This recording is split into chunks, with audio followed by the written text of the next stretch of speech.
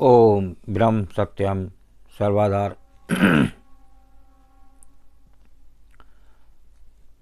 ऋण या कर्जा क्या है और ऋण से मुक्ति क्या है। एक पति पत्नी का ज़बरदस्त प्रसंग सेवन करते हैं कि ये कर्जे का क्या मामला है। बहुत ही सुंदर प्रसंग। एक धर्मशाला में पति पत्नी अपने छोटे से नन्हे मुन्ने बच्चे के साथ रुके। धर्मशाला कच्ची थी, दीवारों में दरारें पड़ गई थीं, आसपास में खुला जंगल जैसा माहौल था। पति पत्नी अपने छोटे से बच्चे को प्रांगण में बिठाकर कुछ काम से बाहर चले गए। वापस आकर देखते तो बच्चे के सामने एक बड़ा नाग कुंडली मारकर फन फैलाए बैठा हुआ है। ये भयंकर दृश्य देखकर दोनों हक्के बक्के रह गए। बेटा मिट्टी की मुट्ठी भरकर नाग के फल पर फेंक रहा है और नाग हर बार झुक झुक कर सहे जा रहा है। माँ चीख उठी, बाप चिल्लाया, बचाओ बचाओ, हमारे लाडले को बचाओ।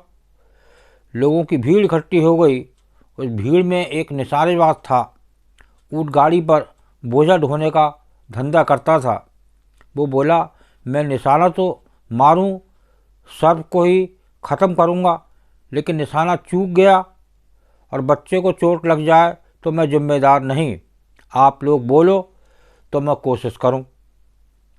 पुत्र के आगे विषधर बैठा है, ऐसे प्रसंग पर कौन से माँ बाप इनकार करेंगे।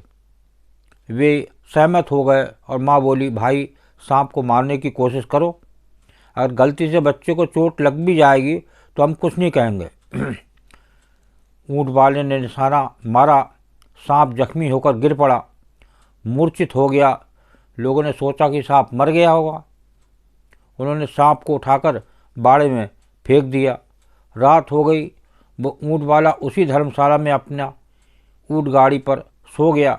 रात में ठंडी हवा चली। मूर्छित सांप सचेतन हो गया और आकर ऊँट वाले के पैर में डसकर चला गया। सुबह लोग देखते हैं कि ऊँट वाला मरा हुआ था। दैव योग से सर्प विद्या जानने वाला एक आदमी वहाँ ठहरा हुआ था।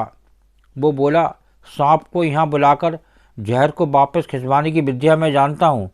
यहाँ कोई 8-10 साल का निर्दोष बच्चा हो तो उसके चित्त में सांप के सूक्ष्म शरीर को बुला दूँ और वार्तालाप करा दूँ। गांव में से 8-10 साल का बच्चा लाया गया। उसने उस बच्चे में सांप के जीव को बुलाया। उसने पूछा गया, इस ऊँट वाले को तूने काटा है? बच्चे में मौजूद जीव ने कहा, हाँ। फिर पूछा, इस बेचारे ऊँट वाले को क्यों काटा? बच्चे के द्वारा वो सांप बोलने लगा, मैं निर्दोष था, मैंने इसका कुछ बिगाड़ नहीं था। इसने मुझे निशाना बनाया तो मैं इससे बदला क्यों ना लूँ।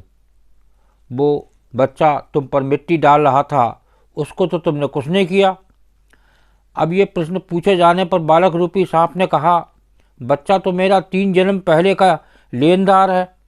3 जन्म पहले मैं भी मनुष्य था, वो भी मनुष्य था। मैंने उससे 300 रुपये लिए थे, लेकिन वापस नहीं दे पाया। अभी तो देने की क्षमता भी नहीं है। ऐसी भद्दी योनियों में भटकना पड़ रहा है। आज संयोगवश वो सामने आ गया तो मैं अपना फन झुका झुका कर उससे माफ़ी मांग रहा था। उसकी आत्मा जागृत हुई तो धूल की मुट्ठियाँ फेंक फेंक कर वो मुझे फटकार दे रहा था कि लानत है तुझे, कर्जा नहीं चुका सका। उसकी ये फटकार सहते सहते मैं अपना ऋण अदा कर रहा था। हमारे लेन देन के बीच टपकने वाला वो ऊँट वाला कौन होता है? मैंने इसका कुछ भी नहीं बिगाड़ा था, फिर भी इसने मुझ पर निशाना मारा। मैंने इसका बदला लिया। सर्प विद्या जानने वाले ने सांप को समझाया, देखो तुम हमारा इतना कहना मानो, इसका जहर खींच लो। उस सर्प ने कहा, मैं तुम्हारा कहना मानूं तो तुम भी मेरा कहना मानो। मेरी तो बैर लेने की योनि है और कुछ नहीं तो सही, मुझे ये ऊँट वाला 500 रुपये देवे तो अभी इसका जहर खींच लूँ। उस बच्चे से 3 जन्म पूर्व मैंने 300 रुपये लिए थे, 2 जन्म और बीत गए, उसके सूद के 200 मिलाकर कुल 500 लौटाने हैं।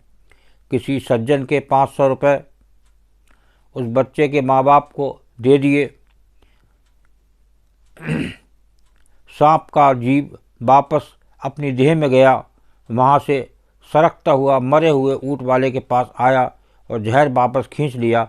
ऊँट वाला जिंदा हो गया।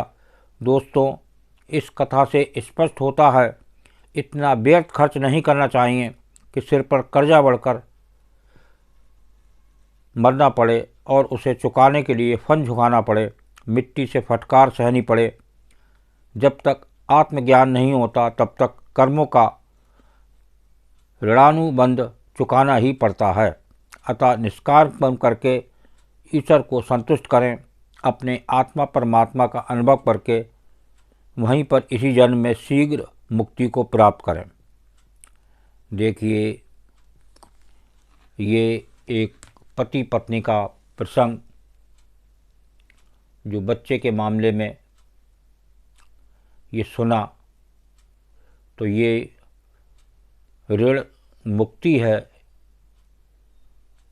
निस्वार्थ कर्म करें तो निश्चित ही आप ऋण की मुक्ति से बच सकते हैं और ये बार बार की योनियों से छुटकारा मिल सकता है। ओम ब्रह्म सत्यम सर्वदा। दास का प्रसंग अच्छा लगा हो तो ज़रूर शेयर करें ताकि और भी लोग इसका प्रसंग का आनंद लें और एक निस्वार्थ कर्म को जानें और करें, तभी इस जीवन में पूर्ण लाभ है। ओम ब्रह्म सत्यम सर्वदा।